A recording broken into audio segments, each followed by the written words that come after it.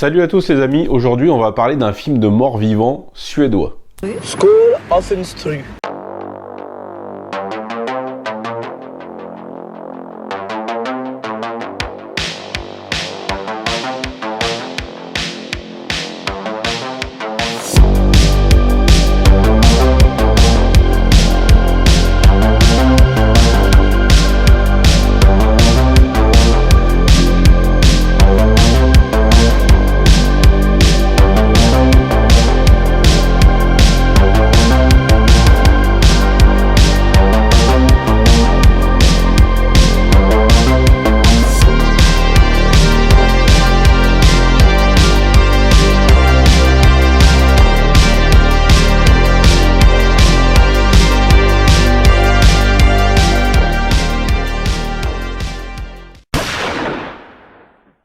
C'est plutôt difficile, je trouve, de renouveler le mythe du mort-vivant.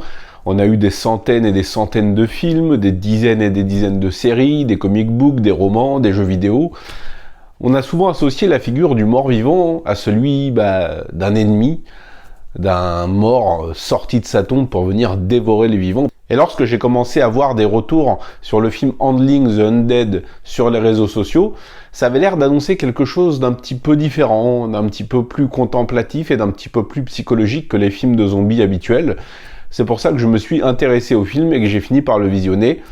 Et le moins que l'on puisse dire, c'est qu'effectivement, ça commence d'une manière plutôt douce amère, plutôt nostalgique, puisqu'on va suivre trois personnages principaux, une femme âgée qui a perdu sa sœur, une mère qui a perdu son fils et qui vit avec son propre père, et enfin, un père de famille qui voit sa femme tuée dans un accident. Les éléments se mettent en place tranquillement, le film a un rythme très lent, presque contemplatif, il prend son temps pour instaurer une atmosphère plutôt lente et envoûtante, et quelques petits détails vont annoncer ce qui arrive, c'est-à-dire quelque chose d'assez improbable et impossible, à savoir que les morts reviennent à la vie, mais d'une manière plutôt particulière, puisqu'on va vraiment se centrer sur ces trois personnages et avoir vraiment en fond vraiment très lointain, de manière très lointaine. On va entendre des sirènes, on va entendre des hélicoptères, mais sans réellement vraiment voir un état de panique générale, même si évidemment les événements sont tout à fait bouleversants. Et comment gérer une crise pareille, comment est-ce qu'on gérerait le fait que les morts reviennent à la vie. Mais le film va surtout s'attarder sur l'aspect psychologique, et il va le faire d'une belle manière, vraiment, puisque si vous suivez un peu la chaîne, moi vous le savez, la mort, le deuil, la nostalgie, les souvenirs, c'est vraiment des thèmes qui m'obsèdent vraiment. Et le film, pendant 1 heure, mais vraiment, j'ai eu la gorge serrée, puisque les morts reviennent, mais pas vraiment comme on en a l'habitude, c'est-à-dire qu'ils sortent pas de leur tombe pour dévorer des vivants, qui sont pas pleins d'énergie, au contraire, ils sont vraiment posés là, comme des coquilles vides, et on est confronté au fait que ceux qui l'auront survécu, en fait, doivent composer avec ça. Qu'est-ce qu'on ferait vraiment si un proche décédé revenait vivre avec nous? Comment est-ce qu'on le gérerait? Qu'est-ce qu'on essaierait de faire? Est-ce qu'on essaierait de lui parler? Est-ce qu'on essaierait de s'occuper de lui? Et ça, le film le traite brillamment pendant un peu plus d'1 heure. On va vraiment avoir des scènes belles, d'une poésie macabre vraiment touchante, qui moi m'ont vraiment beaucoup ému. Et je dois dire que vraiment, ce qui pêche dans le film, malheureusement, c'est le final, hélas, puisqu'on va retomber dans le classique, comme s'il n'y avait pas moyen de faire autrement, qu'on a été obligé d'associer la figure du mort-vivant à celui d'un ennemi, puisqu'on va voir qu'au final, malgré plusieurs jours où ils ont été apathiques, même si il y a eu quelques émotions qui ont traversé ces personnes décédées, revenues à la vie, comme une larme qui coule, pour le cas de la femme âgée qui retrouve sa sœur. On va avoir une larme qui coule le long de la joue de la morte pendant que sa sœur lui parle. Mais malheureusement, voilà, comme je l'ai dit, comme si on était obligé de conclure le film de cette manière. Les morts sont bien là pour manger les vivants. Et vraiment, ça casse tout ce qui a été mis en place niveau atmosphère, niveau originalité.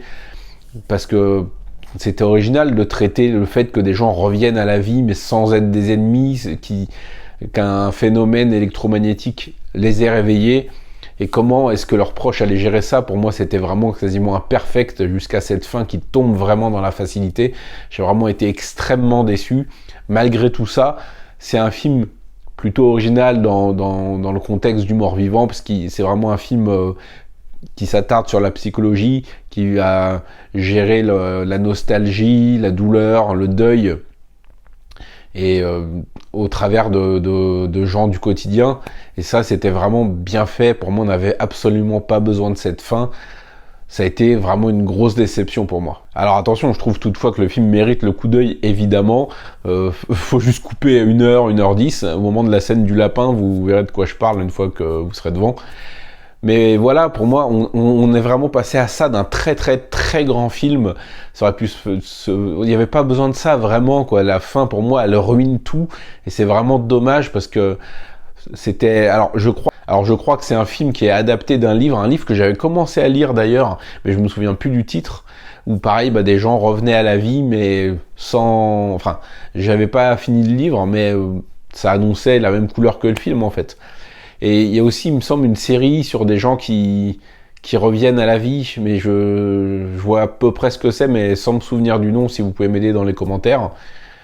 Voilà, c'est un thème vraiment, moi, qui m'est vraiment cher, et j'aurais quasiment pu réaliser la première heure de ce film au plan près, quoi. C'est vraiment, ça me parlait vraiment jusqu'à cette redescente tellement décevante sur le final.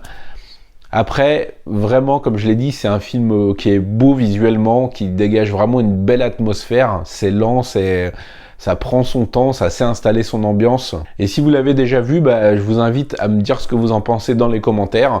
Si je vous le fais découvrir, vous connaissez la chanson, vous revenez me donner votre avis une fois que vous l'avez visionné.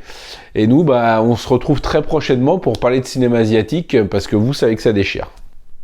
Ah oui, au fait, vous l'avez sans doute remarqué, mais j'ai déplacé ma collection. Maintenant, je suis dans le salon. Voilà, j'ai formé un U. Voilà, c'est pas tout à fait bien rangé, mais voilà, je m'écarte un peu pour que vous puissiez voir. Je ferai peut-être une petite vidéo update de la collection, mais vraiment très très rapide pour montrer le nouveau setup. Sur ce, ciao.